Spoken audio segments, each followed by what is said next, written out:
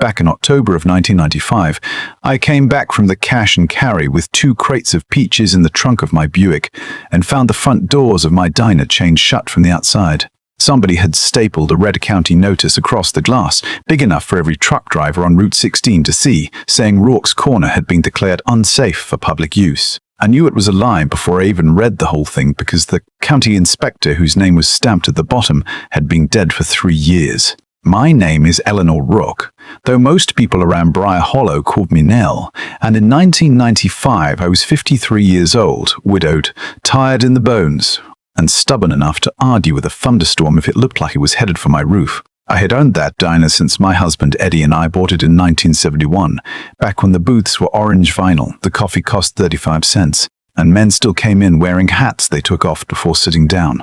It was not a fancy place, Lord knows, but it was ours. It sat on 17 acres at the edge of town, with an old apple orchard behind it, a creek running along the south fence, and a gravel road that led to the little white house where Eddie and I raised our daughter, Claire.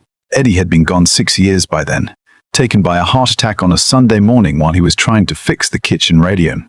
And ever since then, the diner had been the thing that kept me moving. You get up, you unlock the door, you turn on the grill, you pour coffee for people who need coffee, and somehow you make it through another day. That was the system. It was not glamorous, but it worked. So when I saw that red notice flapping in the wind like somebody had nailed a dead bird to my front window, I put down those peaches so hard, one crate tipped over and rolled across the parking lot. Then I looked down toward the far end of the lot and saw Harold Dempsey leaning against the hood of a black Lincoln Town car, wearing a tan raincoat that probably cost more than my monthly grocery bill. Harold was president of the Cedar Ridge Improvement Council, which was a very fancy name for a little private neighborhood group 3 miles north of my property.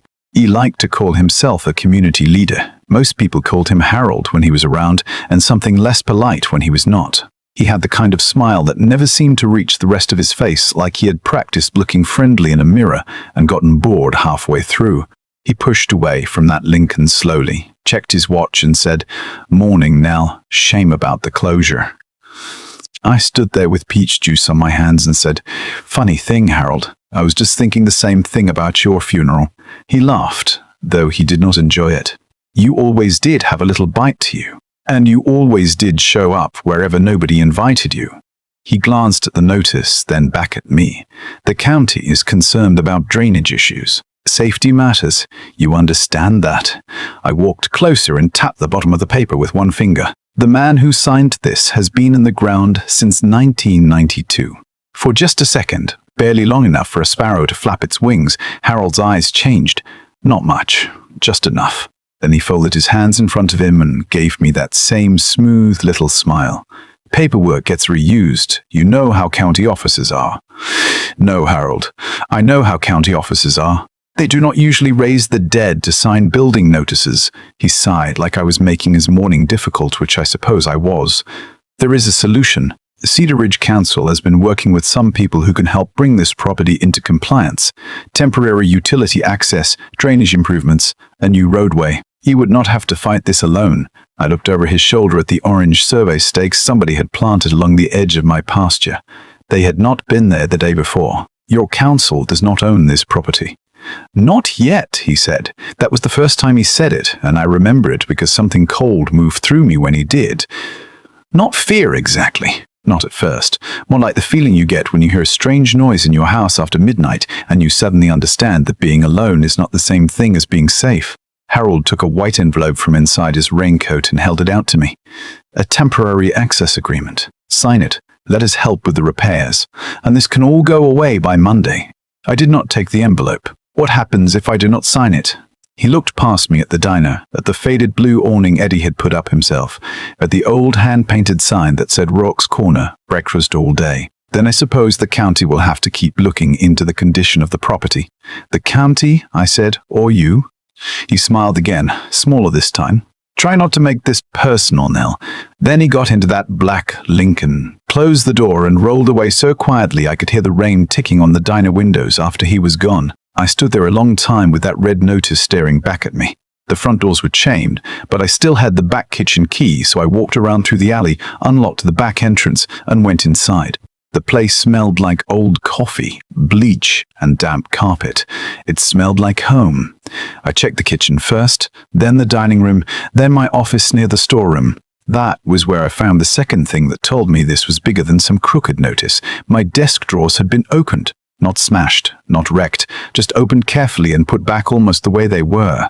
The cash box was untouched. The little envelope where I kept my waitress tips was untouched. But the folder that held my tax maps, property surveys, and insurance papers was gone. I stood in that office with my hand on the desk and felt my stomach drop lower than it had outside. Whoever came in was not looking for money. They were looking for my land. Eddie had always worried about that property. He used to say, "No, the diner pays the bills, but that acreage is the real thing people are going to come after one day." I used to laugh at him because he said it every time somebody from the county mentioned roads or zoning. "Who is going to come after 17 acres and a creek?" I would ask. Eddie would shrug and say, "Anybody who wants what sits on the other side of it." I hated remembering that line. I hated that he had been right. Still, Eddie had also been careful. Years before he died, he had tucked the original deed, the old survey papers, and our family trust documents into a flour tin on the highest shelf in the pantry, right behind a stack of canned tomatoes. He said no thief in America would waste time looking behind canned tomatoes. I climbed up on a stool, pulled down that old dented tin. There they were, wrapped in wax paper, just like he had left them. I sat on the kitchen floor with that tin in my lap and cried for maybe 30 seconds, no more than that, because grief has a way of ambushing you when you are busy being mad. Then I wiped my face, got up, and called Marcy Bell at the county records office. Marcy had been my friend since high school. She had the same red hair she had when we were 16, only now it came from a box, and she had the good sense not to apologize for it. I told her about the notice, and before I could finish, she said, "Do not touch it again. I am coming over." Marcy showed up 20 minutes later wearing a navy raincoat and carrying a thermos of coffee like she was heading into battle. She read the notice twice, looked at the county seal, ran her thumb over the printed signature and said, "Oh, Harold Dempsey is dumber than I thought." I said, "That is a strong statement coming from you." She pointed at the bottom of the page. The county changed the seal in 1993. Green ink, raised imprint, different file code. This is an old copy from a copier, and whoever made it did not even know the inspector was dead. She looked at me, and the joking part of her face disappeared. "Nell, this is forgery." I looked toward the window, toward the orange stakes in the wet pasture. Then why does it feel like I am the one about to lose everything? Marcy did not answer right away. Instead, she stepped closer, lowered her voice, and said, "Because somebody did not forge that paper just to scare you. Somebody forged it because they want you to sign something." That afternoon, I called Raymond Sandoval. Ray had retired from the sheriff's department 2 years earlier and now owned a towing business with his sons. He had been one of Eddie's oldest friends, the kind of man who said very little but seemed to hear everything. He came by after lunch in a tow truck that sounded like it had eaten a lawnmower. He stood in the dining room, looked through the front window at the fake notice and said, "Well, that is a bold move for a Tuesday." Then he looked at me. "Do not go charging into Dempsey's office." I was thinking about it. I know you were. Your left eyebrow does that thing whenever you're about to make a bad decision. It does not. It does.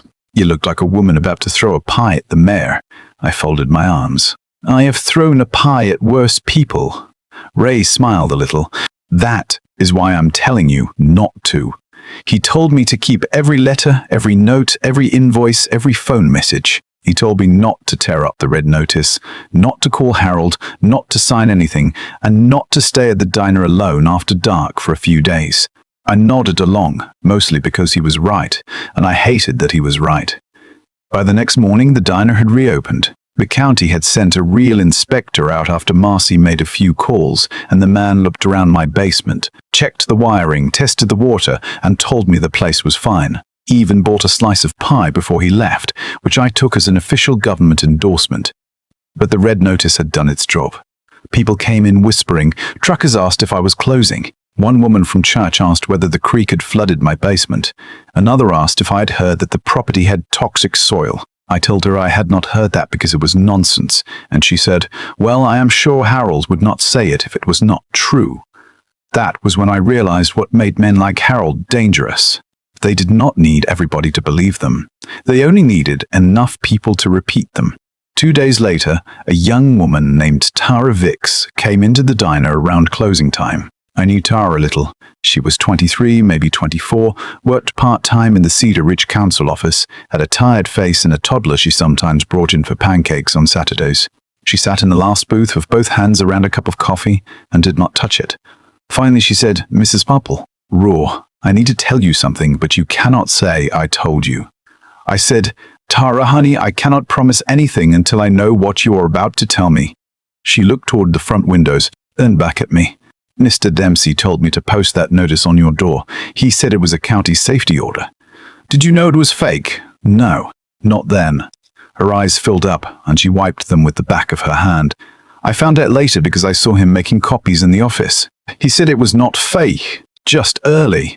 "Early?" He said the county would get there eventually, and he was just helping things move faster. I sat down across from her. "Why would he want my diner closed?" Tara swallowed hard. "Not just your diner. There are other people. Mrs. Tully over on Spring Road got a notice saying her well water was contaminated. Mr. Mystery Haney got a letter saying he owed emergency road assessments. They are telling people their properties are unsafe, then offering to help them sell." I felt something settle in me then. It was anger, yes, but it was not the hot kind. It was the cold kind, the kind that makes you stop trembling and start noticing details. I asked Tara if she had seen any names, any company paperwork, anything that connected Harold to the offers. She shook her head at first, then reached into her purse and pulled out a folded photocopy. It was a fax cover sheet. At the top it said, "Vale Horizon Development." Under that, in black ink, was a message from somebody named Lawson Vale to Harold Dempsey. The message was short. It said, "Harold, we need the Rook tract secured before winter. No more delays." I looked at Tara, and she looked like she wanted to disappear into the booth. "Who is Lawson Vale?" I asked. She let out a shaky breath. "You know who he is." I did. Everybody in Briar Hollow knew who Lawson Vale was. He owned half the new strip malls between here and Pittsburgh. He had money, lawyers, connections, and a smile that made people feel important, right before he asked them to sell something. He had been talking for years about bringing jobs to our county. New stores, new roads, a medical plaza, maybe even a hotel near the interstate. The kind of things people talked about when the old paper mill shut down and our town started shrinking. And now apparently he wanted my land. That night I sat at my kitchen table with Eddie's old survey map spread out in front of me. I traced the property lines with my finger. To the north was the Cedar Ridge neighborhood. To the west, 2 empty fields that had been bought quietly over the past year. To the east, another tract with a for sale sign that had somehow disappeared the week before. My 17 acres sat right in the middle like a cork in a bottle. Eddie had been right again. Anybody who wanted to connect those parcels needed what sat on the other side of me. The next few weeks were the kind that make time feel strange. Every day I cooked eggs, poured coffee, listened to people whisper, and went home at night with a new stack of papers on my kitchen table. Marcy checked property records for me. Ray talked to former deputies he trusted. Tara, scared as she was, kept slipping little things out of the Cedar Ridge office when she could.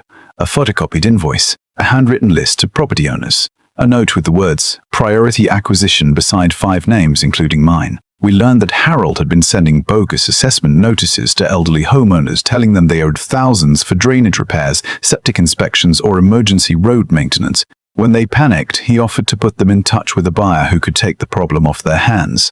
The buyer was always a company connected to Vale Horizon Development. It was elegant in the ugliest possible way. Harold would scare people, Vale would buy their land cheap, and everybody at the top would call it progress. One afternoon, I visited Mrs. Odessa Tully. She was 78, lived alone in a little blue house with plastic flowers in the window boxes, and had taught 3rd grade in Briar Hollow for 32 years. She made me tea in a chipped mug and showed me a letter from Cedar Ridge. It said her well had failed inspection and that the council had authority to impose a health protection lien if she did not cooperate. She had already signed an agreement to sell 2 acres behind her house because she was afraid the bank would take the rest. I read the paper twice. The agreement was written in language that sounded official, but the more I looked at it, the more I could see what it was. It was not a safety agreement. It was an option to purchase. Mrs. Option to purchase. Tully had signed away land she had inherited from her father for less than the price of a used pickup truck. She looked at me over that chipped mug and said, "Nell, I thought I was doing the sensible thing. I did not want to be a burden." I remember putting my hand over hers and saying, "You are not a burden, Odessa. You were the person they counted on being too polite to fight back." That was the moment this stopped being only about my diner. I did not know if I could save every person Harold had scared, but I knew I was done pretending it was just my problem. Harold called me the following Friday and asked me to come to the Cedar Ridge Council office. "I think we have reached the point where adults should sit down and talk," he said. I almost laughed. "You mean the point where you have run out of fake notices?" There was a pause on the line. Then he said, "You have always been difficult now. I have always had good reason. Come by at 6. Bring the paperwork I gave you. I think you will find our offer has improved." I did not tell him that Ray had already wired a little cassette recorder into my purse, the kind reporters used before everybody started carrying those tiny machines around. It was not fancy. It had a red button, a black cord, and enough tape to catch about 90 minutes of lies. I went anyway. The Cedar Ridge office was in a converted insurance building off County Road 9. Beige carpet, fake plants, a receptionist desk that smelled like copier toner. Harold met me in the hall, wearing a navy suit and a look of patience that I am sure he thought made him seem reasonable. "Thank you for coming," he said. "I almost did not," I told him. "That would have been a mistake." He led me into a conference room with an oval table and 3 board members sitting stiffly in their chairs. I recognized one of them, a woman named Gail Monroe, who had been secretary for the council for years. She would not look at me. There was also a young man named Todd, who handled maintenance, and another fellow I did not know, broad-shouldered, quiet, standing near the door. Harold placed a folder in front of me. "This is a revised agreement. Temporary road access, drainage coordination, and a fair market purchase option for the northern portion of your property." I opened the folder slowly. The first page looked harmless enough. Utility access, road maintenance, flood management. Then I turned to the 3rd page and found a clause giving Vale Horizon Development the right to purchase the entire Rourke tract within 90 days at a price they would set after an appraisal of their choosing. I looked up at Harold. "You think I am going to sign this?" He leaned back in his chair. "I think you're a smart woman who understands that the town is changing." "This is not change. This is theft with a necktie." Gail flinched at that. Harold did not. "You own a diner on a failing piece of commercial property. The mill is gone. Families are leaving. We have a chance to bring real money into Briar Hollow, and you are standing in the middle of it because you are sentimental about some old booths and a creek." I felt my face get hot, but I kept my hands flat on the table. "My husband built those booths. Your husband is gone, Nell. There are some sentences that make a room go quiet in a way you can feel in your teeth. That was one of them." Harold must have seen something in my face because he softened his tone, or tried to. "I am not trying to be cruel. I am trying to be practical. Eddie would have understood what this town needs." I leaned forward. "Eddie understood men like you before they opened their mouths." Todd looked down at the table.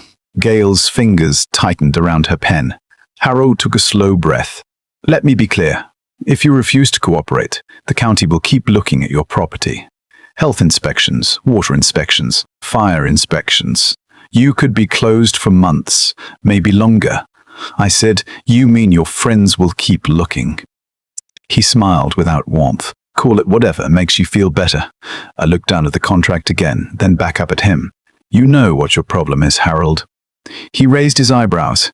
"I am sure you are going to tell me. You think because you use words like redevelopment and compliance, people cannot smell the grease underneath." The broad-shouldered man near the door took a step forward. Harold lifted one hand and stopped him. "Nell, nobody wants trouble." "Then stop bringing it to my door." Harold taps the folder. "You have until Monday." I stood up. "No, Harold. You have until Monday." I picked up the contract, tucked it under my arm, and walked out before my knees could tell me they were shaking. In the parking lot, I climbed into my Buick, drove half a mile down the road, and pulled over beside a closed gas station.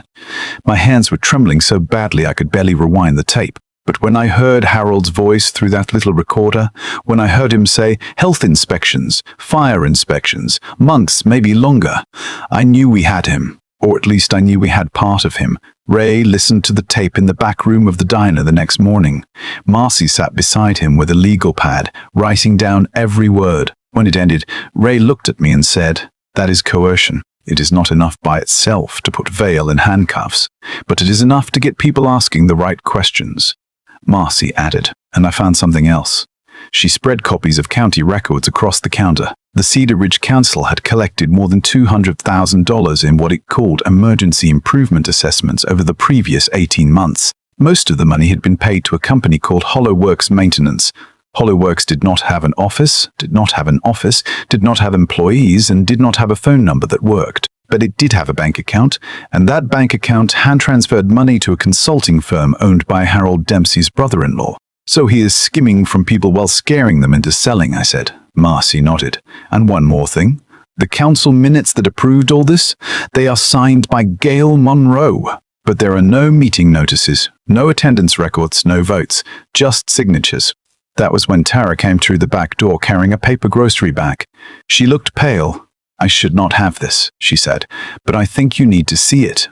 Inside the bag was a thick stack of photocopies, fax logs, blueprints, purchase agreements, and one letter on Vale Horizon letterhead that made the whole room go still. It was addressed to Harold. It promised him a $250,000 community acquisition bonus if 7 listed parcels were secured before December 31st. My property was at the top of the list. Next to it, in block letters, were the words connector, parcel. Under that was a map of the planned development. It showed retail space, a medical office building, a hotel, and an access road running right through my orchard. My diner was marked in red ink. Demolition after acquisition. I cannot explain what it feels like to see your life reduced to a red line on a map. That diner was where Eddie proposed to me after he bought the first grill. It was where Claire took her first steps behind the counter. It was where I served eggs to mill workers before dawn and chicken soup to their wives after funerals. It was where I sat alone after Eddie died because I could not stand the quiet in the house. And there it was, on a piece of paper in somebody else's office, labeled Demolition After Acquisition. I looked at Ray and said, I'm not selling. He nodded once. Then we make sure nobody else gets pushed into selling either. By Monday, the sheriff's department had enough to bring in the state fraud investigator, a woman named Suzanne Keeler, who wore practical shoes, carried 3 file boxes under one arm, and looked at Harold Dempsey's paperwork the way a hungry dog looks at a ham bone. She did not make promises. I liked her immediately. She listened to the tape. She read the forged notice. She looked through the fake assessments. Then she said, this may take time. Men like Dempsey do not do this alone, and men like Vale do not leave fingerprints unless they have to. I said, I do not have time. She looked at me for a long moment, then said, you have more time than they want you to believe. That afternoon, deputies went into the Cedar Ridge office with a warrant. Harold was there. So was Gail. So was Todd. They took boxes of records, a stack of old county seals, folders full of property maps, and 2 file cabinets worth of paperwork. They found the copier used to make the fake notices. They found carbon paper, old letterhead, blank inspection forms, and a ledger showing payments from Vale Horizon to something called Dempsey Community Services. They also found a drawer full of unsigned contracts, each one prepared for a different family in Briar Hollow. Harold was led out in handcuffs around 4 in the afternoon. I watched from across the road with Ray and Marcy. Harold saw me standing there. His hair was wet from the rain. His suit jacket was crooked. For the first time since I had known him, he did not look polished. He looked small. Still, as the deputy guided him toward the cruiser, he turned his head and said, "You think this ends with me?" I did not answer. I did not have to, because I knew he was right. That same evening, Lawson Vale came to my house. He arrived in a dark green Cadillac, not black, not flashy, just expensive enough that you knew it had never hauled groceries or picked up kids from school. He came alone. No lawyers, no sheriff, no bodyguard, just Lawson Vale in a charcoal suit, standing at the end of my driveway while the sun went down over the orchard. I saw him from the kitchen window. For one moment, I thought about not opening the door. I was tired. I'd been running on coffee and anger for 2 weeks, and the thought of one more man telling me what was good for my own life made me want to lock every door and crawl into bed. But I opened it anyway. I kept the chain on. "Mrs. Rourke," he said. "No, Nell, then. I am sorry to come by unannounced." "No, you are not." He gave a little smile. Fair enough. Lawson Vale was handsome in the way certain men are handsome because they have spent a lifetime knowing nobody tells them no. Silver hair, soft voice, clean hands. He looked less like a developer and more like the kind of man who might host a charity dinner and make people thank him for the invitation. Harold Dempsey made some serious mistakes, he said. I am sure you have heard that already. I have heard he got caught. He acted outside his authority. He had a letter from you promising him $250,000 if he got my land. The smile stayed on his face, but it had nowhere to go now. Development is complicated. Incentives are normal. What Dempsey did with those incentives is another matter. He forged notices. Yes, he scared old people into signing away their property. If that happened, it is unacceptable. It happened. Lawson nodded slowly like he was indulging a child who had learned an unpleasant word. Then he reached inside his jacket and took out a cream-colored envelope. I came here because I would still prefer to resolve this fairly. I can offer you $850,000 for the diner and the acreage. That is more money than this property would bring on the open market. Enough for you to retire comfortably. Enough for your daughter. Enough to make sure you never have to worry about a broken fryer or a late propane delivery again. I looked at the envelope. It sat in his hand like it weighed nothing. $1,850,000 was a lot of money in 1995. It was more money than Eddie and I had ever seen in one place in our lives.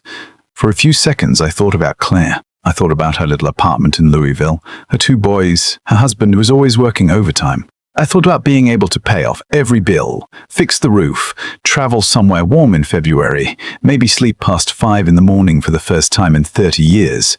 And then I thought about Mrs. Tully's hands shaking around that chipped mug. I thought about the red notice nailed to my door. I thought about Harold saying Eddie was gone as if that meant I was easy to move. I looked at Lawson and said, "You know what bothers me most." "What is that?" "You think money makes the way you got here disappear." His expression hardened just a little. "No, I understand emotion. I really do. But towns like Briar Hollow cannot survive on nostalgia. The mill is gone. Young people leave. Business is close. This project brings jobs, roads, stores, a clinic, maybe a future." I said, "And how many widows have to get fake health notices before that future counts as progress?" He was quiet. Then he said, "You are making this harder than it has to be. You people have been saying that to me for weeks." He slipped the envelope through the opening in the door. It fell onto my hallway floor. "Think about it," he said. "The County Planning Commission meets in 10 days. This project will move forward. You can be part of it, or you can be left beside it." I picked up the envelope and held it out through the crack. "Take it with you." Lawson did not take it. "Keep it, in case you decide that being right and being comfortable do not always come together." Then he walked back to his Cadillac, got in, and drove away. I stood in the hallway holding that envelope for a long time. I did not open it until later. Inside was a cashier's check and a draft purchase agreement. The check had my name on it. The agreement had words like relocation support, transition period, and redevelopment partnership. But buried near the bottom was another clause. If I accepted the money, I would also agree not to challenge the zoning changes, not to speak publicly against the project, and not to assist any investigation involving Vale Horizon development. That was not an offer. It was a muscle with a price tag. I ripped the agreement in half, then I got mad at myself because the investigator had told me not to destroy anything. So I taped it back together and put it in the flour tin with Eddie's deed. Claire called me that night. She had heard about the arrest from somebody in town. News traveled fast in Briar Hollow. It always had. She listened while I explained the offer, and when I finished, she was quiet for so long I thought the line had gone dead. Finally she said, "Mom, $850,000 is a lot of money." "I know. You could sell, move closer to us, stop working so hard." "I know, and if these people are dangerous..." I looked out the window at the diner sign across the yard. Half the bulbs were out. Eddie had been meaning to fix it for 20 years. "Claire," I said softly, "I am not staying because I think a diner is more important than my life. I am staying because they have been hurting people who cannot fight them. And because I do not want your boys growing up believing that a rich man can put a lie on a piece of paper and call it destiny." She did not say anything for a while. Then she said, "Dad would have hated this." I laughed a little. "Your father hated anybody who wore loafers without socks. He would have taken this personally." She laughed too, and for a moment I could breathe again. The Planning Commission hearing was set for the following Thursday at the old high school gym. In 1995, before group texts and neighborhood pages and people shouting into the internet, you had to tell folks things the old-fashioned way. You called them, you stopped by their houses, you put handwritten flyers on bulletin boards at the grocery store and the laundromat. You told one person, and they told 3 more. For 5 days, Briar Hollow woke up. Ray drove around in his tow truck talking to people. Marcy called every property owner whose name appeared in the Cedar Ridge files. Tara spoke to families who had been threatened by the council. Gail Monroe finally came to the diner one morning looking like she had not slept in a week. She sat at the counter, asked for coffee, and said, "I signed the minutes." I looked at her. "I know." Harold told me it was routine. Then when I started asking questions, he said my husband might lose his construction contract with the town. He said we would not be welcome in Briar Hollow anymore. Her voice broke on the last word. I did not know he was taking land from people. I poured her more coffee. "You know now." She nodded. "I want to tell the truth." The day before the hearing, Tara came into the diner with the biggest piece of evidence yet. She had found a stack of copied petition forms in a box headed for a shredder that were supposed to show broad community support for the development project, but the signatures had been copied. Some names belonged to people who had moved away. One belonged to a man who had died 8 years earlier. Another belonged to Mrs. Tully's husband, who had been dead since 1986. Tara put the stack on the counter and said, "They were going to use these tomorrow." I looked at those papers, then at the full diner around me. The morning crowd had gathered without anybody asking. Farmers, teachers, truck drivers, retired mill workers, people who had never agreed on anything in their lives, all sitting there quietly, listening. And it hit me that fear works best when everybody thinks they are alone. Harold had spent years making people feel alone. Lawson Vale had built his whole business on people feeling alone. But they had made one mistake. They had picked a town where everybody still knew who brought soup when you got sick. The hearing began at 7 that night. The high school gym smelled like floor wax, wet coats, and nervousness. Vale Horizon had set up glossy display boards near the front. There were drawings of new shops, trees, sidewalks, a medical clinic, smiling families pushing strollers. They had an overhead projector with transparencies showing job numbers, tax revenue, and a future that looked clean enough to eat off. Dawson Vale stood near the podium in his dark suit, calm and polished, shaking hands with commissioners. And I will tell you the truth because it matters. Part of me looked at those boards and understood why people wanted it. Briar Hollow needed jobs. We needed stores. We needed something besides empty buildings and young people leaving for cities they did not even like. That was what made the whole thing complicated. Lawson was not selling a fantasy. He was selling something people genuinely wanted. The problem was that he was willing to take it by tearing apart the people who lived there. The commission chair called the meeting to order. Lawson gave his presentation first. He spoke about renewal, opportunity, tax base, healthcare access, economic growth. He talked about helping working families. He talked about turning unused land into a place where the next generation could stay instead of leave, and people clapped. Not everybody, but enough. I sat in the second row with Ray on one side and Marcy on the other, and for a minute I felt very old. I thought maybe I was just a woman protecting an old diner because it was easier than admitting the world had changed. Then the public comment period opened. Mrs. Tully went first. She walked slowly to the microphone, holding her fake health notice with both hands. Her voice shook when she started, but it got steadier with every sentence. "I was told my water was dangerous," she said. "I was told I could lose my house. I signed a paper because I was afraid. Nobody should have to make a decision like that while they are scared in their own kitchen." After her came Mr. Haney, then a young couple who had been charged a bogus drainage assessment, then Gail. Gail admitted she had signed minutes for meetings that never happened. She admitted Harold had pressured her. She cried halfway through and kept talking anyway. Then Tara stepped up and handed the copied petition forms to the commission clerk. A murmur moved through the gym when she explained the dead signatures. Lawson Vale sat at the front table with his hands folded. He did not look at her. Finally, my name was called. I walked to the microphone with that little cassette recorder in my purse, the same one Ray had wired for me. My legs felt weak. My mouth was dry. But when I looked out at the gym, I saw people I had known my whole life. I saw kids I had fed French toast to when they were small. I saw old men who had sat at my counter every morning for 20 years. I saw my daughter standing near the back wall with her husband and my grandsons, and I had not even known they were coming. I took out the recorder, set it on the table and said, "My name is Eleanor Rourke. I own Rourke's Corner and the land behind it. I am not against jobs. I am not against a clinic, a grocery store, a road, or a better future for this town. But I am against men who come into people's homes with lies and call it progress." Lawson finally looked at me. I pressed play. Harold's voice filled the gym. "Health inspections, auto inspections, fire inspections. You could be closed for months, maybe longer." The sound was not perfect. There was a little hiss under it, and at one point you could hear a truck passing outside the Cedar Ridge office. But every word was clear enough. You could feel the room change. It was like watching a porch light come on one house at a time. Lawson stood up. "This recording is irrelevant to the zoning request before this commission," he said. I looked at him. "It is relevant to every family you try to scare into giving you land." He turned toward the commissioners.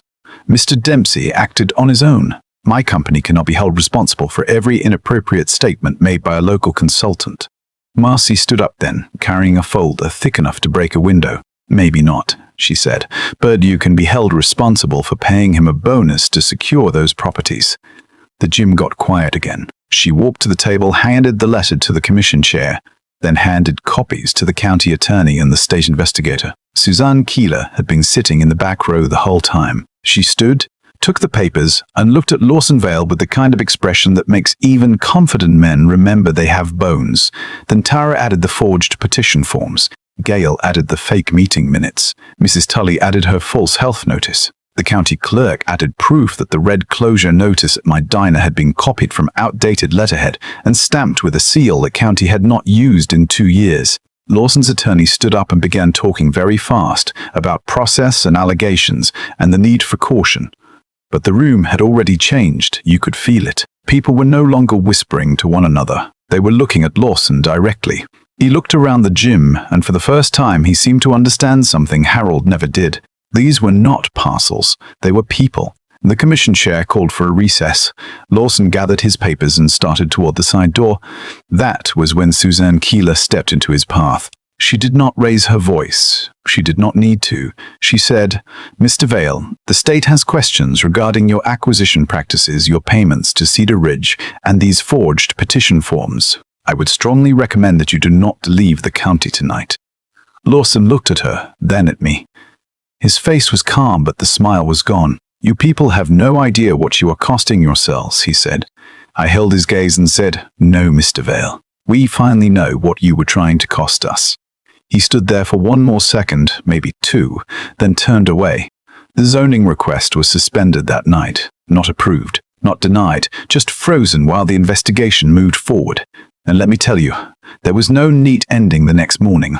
Nobody woke up and found every bad man in town gone. It took 18 months for the cases to work through the courts. Harold Dempsey pleaded guilty to forgery, fraud, and extortion. He lost his house, his council position, his reputation, and eventually his freedom for a while. Gail testified. Tara testified. So did I. Lawson Vale was not convicted of every ugly thing people believed he had done, but the investigation uncovered enough hidden payments, falsified documents, and dirty land deals that his company lost the project and paid settlements to several families. Cedar Ridge Improvement Council folded. The fake liens were removed. Mrs. Tully got her land back. Mr. Haney got an apology from the county, though he said he would have preferred somebody bring back the sleep he lost. As for Rourke's Corner, it stayed right where it was. The sign still had 2 bulbs out, the booths were still orange, the coffee was still too strong if you asked anybody but me, and every now and then somebody would come in, look around, and say, "You know, Nell, you could have been rich." I would tell them, "I am rich. I have pie. I have property taxes, and I have people who still know my name." They would usually laugh, and then I would pour them more coffee. A few years later, another developer built a smaller shopping center farther north, using land that people actually agreed to sell. It brought a pharmacy and a grocery store and some jobs. I was glad for it. That is the part some folks do not expect to hear. I was never against change. I was against change that arrived with forged papers, threats, and men who treated old people like obstacles. Even now, people around Briar Hollow disagree about what happened. Some say I saved the town from being swallowed up by greed. Some say I held back a project that might have helped struggling families. Maybe there is a little truth in both sides. But I know this much. Progress that has to lie to you before it asks for your signature is not progress. It is just theft, wearing a clean suit. So I want to know what you think. If you had been in my shoes, would you have taken the money and walked away? Or would you have stayed and fought for the place that made you who you are? And where do you draw the line between community growth and people being pushed aside? Leave your thoughts in the comments, because this is one of those stories where the answer depends on what you believe a home is really worth.